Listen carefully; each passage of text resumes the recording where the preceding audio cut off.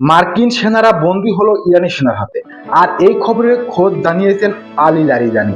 মধ্যরাতে Ali Larijani করা এই পোস্টে পেন্টাগনকে কাঁপাতে শুরু করেছে। যখন ডোনাল্ড ট্রাম্প বারবার দাবি করেছেন তিনি ইরানে গ্রাউন্ড ইনভেশন শুরু করবেন, অর্থাৎ তিনি বিপুল পরিমাণ আমেরিকার দক্ষ স্থল সেনাকে ইরানে নামিয়ে দেবেন, ইরানের বর্তমান সরকারকে ফেলতে পারমাণবিক কার্যক্রম বন্ধ করতে এই হুমকি যখন দিচ্ছেন, সেই সময় আলী লারিজানি তিনি জানিয়েছেন ইসলামিক গার্ডস কর্পস আইআরজিসি ইরানের সেনাবাহিনী বেশ কিছু মার্কিন সেনাকে বন্দী করে রেখেছে তাদের নিজেদের জিম্মায়।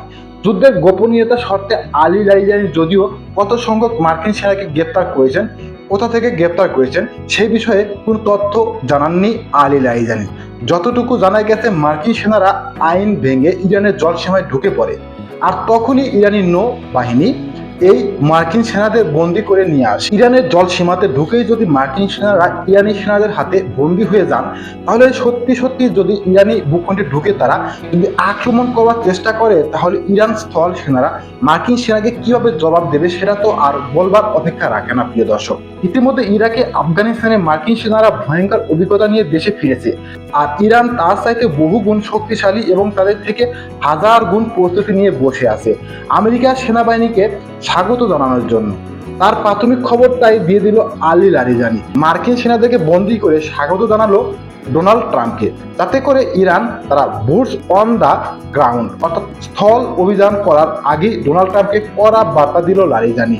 28 ফেব্রুয়ারি অতর্কিত ইরানে হামলা করে ইসরায়েল এবং আমেরিকা, যে ভয়াবহ ধ্বংস চালিয়েছে ইরানে। তারপর থেকে ইরানের সৈন্যবাহিনী যেভাবে আমেরিকা এবং ইসরায়েলকে প্রত্যাঘাত করেছে, সেই প্রত্যাঘাতে ইতিমধ্যে মধ্যপ্রাচ্য আমেরিকার অস্তিত্ব প্রায় বিলুপ্তর পথে, এবং ইসরায়েলের তেল আবিব শহর এই মুহূর্তে গাজা ভূমির ছবিতে পরিণত হয়েছে। প্রিয় দর্শক, গাজার যে ভয়াবহ ধ্বংস চালিয়েছে ইসরায়েল, 2.5 বছর ধরে প্রথম 8 দিনের যুদ্ধে ইরান ইতিমধ্যে তেল আবিবকে গাজা ভূমিতে পরিণত করেছে। আর পাশাপাশি আমেরিকাকে এমন শিক্ষা দিয়েছে ইরান, মধ্যপ্রাচ্যে কোটি কোটি টাকার, হাজার হাজার কোটি টাকার তাদের যে সম্পদ, আর্লি ওয়ার্নিং রাডার সিস্টেম হোক কিংবা থার্ড এবং প্যাট্রিয়টের মতো বায়ু প্রতিরক্ষা ব্যবস্থাকেও ইতিমধ্যে ঘুরিয়ে দিয়েছে ইরান। আমেরিকার মার্কিন সেনা ছাউনি দূতাবাসে তো ধ্বংস চালিয়েছে ইরান, এমনকি যে গর্বে আমেরিকার সামরিক বুক এতদিন ফুলে থাকতো, সেই বুককে গুলি মেরে ফুটো করে দিয়েছে ইরান। আর তারই সাথে যুক্ত হলো আরো বড় সুখবর।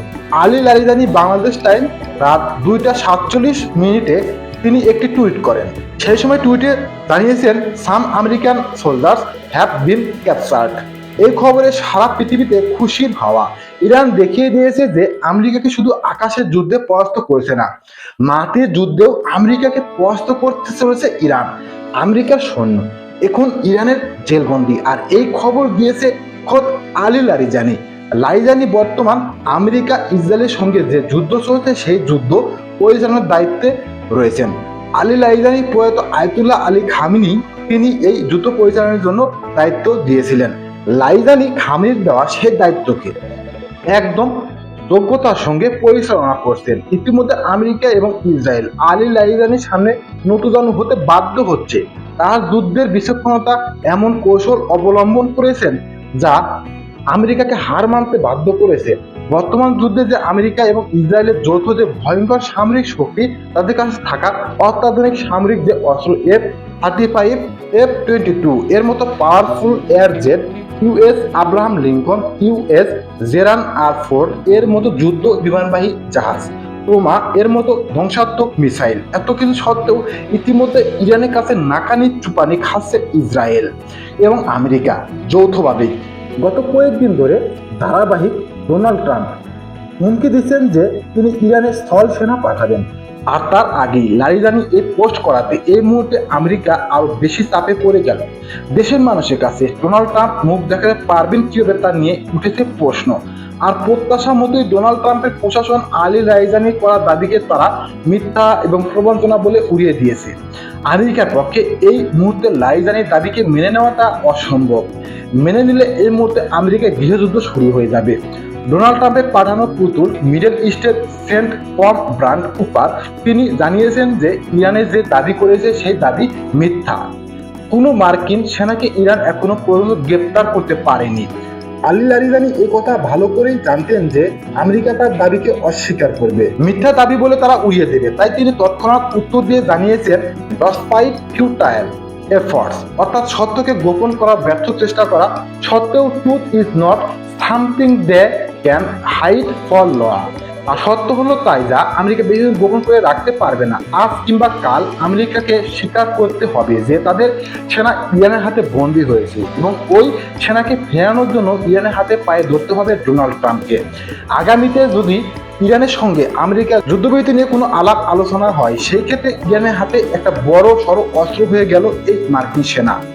মার্কিন সেনাকে যুদ্ধবন্দী রেখে ইরান আমেরিকার সঙ্গে চুক্তিতে বাড়তি ফায়দা লাভ করবে। শুধু মার্কিন সেনাকে বন্দী নয়, এ যুদ্ধে ইতিমধ্যে একটা বড় সংখ্যক মার্কিন সেনা খুন হয়েছে। যদিও আমেরিকার পক্ষে এখন পর্যন্ত জানানো হয়েছে এই যুদ্ধে আমেরিকার 5 থেকে 7 জন সেনা নিহত হয়েছে। অথচ আলী লারিজানি তিনি দাবি করেছেন এই যুদ্ধে এখনো পর্যন্ত 500 এর অধিক মার্কিন সেনা খুন হয়েছে। ইন পাস্ট ফিউ ডেজ, যুদ্ধের 5ম দিনেই আলী লারিজানি তিনি সোশ্যাল মিডিয়ায় এক সংবাদ সম্মেলনে তিনি এই কথা দাবি করেছেন যে 500-র অধিক মার্কিন সেনা খুন হয়েছে। কিন্তু কেন এই খুন? কেবলমাত্র আন্তর্জাতিক যুদ্ধ অপরাধী বেঞ্জামিন নেতানিয়াহুকে খুশি করতে গিয়ে ডোনাল্ড ট্রাম্প মার্কিন স্বার্থকে জলাঞ্জলি দিয়ে আমেরিকার মানুষকে খুন করতে নিয়ে এসেছেন মধ্যপ্রাচ্যে। অথচ ভোটে জিতেছিলেন make America great again slogan নিয়ে। সেই কথাই মনে করিয়েছেন আলী লারিজানি। তিনি বলেছেন Donald Trump has dragged American people unjust war with Iran. Donald Trump অন্যায়ভাবে মার্কিন সেনাদেরকে ইরানের সাথে অন্যায় যুদ্ধে টেনে এনেছেন। কেবলমাত্র সোয়েড বাই নেতানিয়াহু ক্লাউনিস অনটেক্স, নেতানিয়াহু দ্বারা প্রভাবিত হয়ে এই যুদ্ধে ডোনাল্ড ট্রাম্প ঝাঁপিয়ে পড়েছে। মার্কিন সেনাদেরকে বলির পাঠা বানাচ্ছে ডোনাল্ড ট্রাম্প।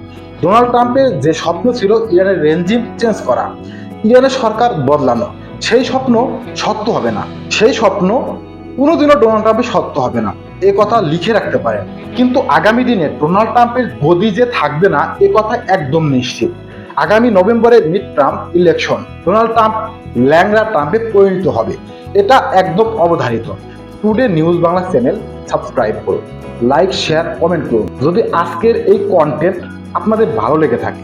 যদি মনে হয় যে সাধারণ গতানুগতিক খবরের চেয়েও একটু ভিন্ন খবর জানতে পারবেন, তাহলে অবশ্যই আমাদের সঙ্গে থাকবেন, আমাদের সাপোর্ট দেবেন, যেন আমরা আরো উৎসাহ করে আপনাদের সামনে এই ধরনের কন্টেন্ট নিয়মিত শেয়ার করতে পারি। সবাই ভালো থাকবেন, সুস্থ থাকবেন, নিরাপদে থাকবেন। আল্লাহ হাফেজ।